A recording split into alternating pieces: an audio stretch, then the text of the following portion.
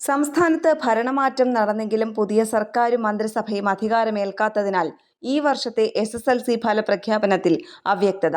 അന്ന് വിദ്യാഭ്യാസ മന്ത്രി പ്രഖ്യാപിച്ചതിനനുസരിച്ച് ഈ വെള്ളിയാഴ്ചയാണ് ഫലം പ്രസിദ്ധീകരിക്കേണ്ടത്. മൂല്യനിർണ്ണയവും മറ്റു നടപടികളുമൊക്കെ പൂർത്തിയാക്കി പരീക്ഷാ ബോർഡ് ഇന്ന് ചേരും.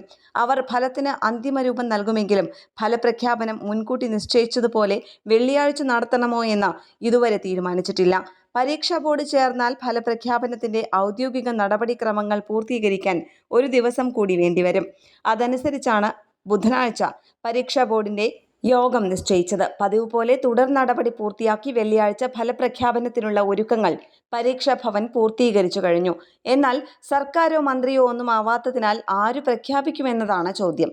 2021 തിരഞ്ഞെടുപ്പ് കാലത്ത് ഫലപ്രഖ്യാപനം നടത്തിയത് പൊതുവിദ്യാഭ്യാസ സെക്രട്ടറിയായിരുന്ന K. ഷാജഹാനായിരുന്നു. അതുപോലെ ഇത്തവണയും ഉണ്ടാവുമോ എന്ന് വ്യക്തമല്ല എന്നാണ് ഉദ്യോഗസ്ഥരുടെ മറുപടി.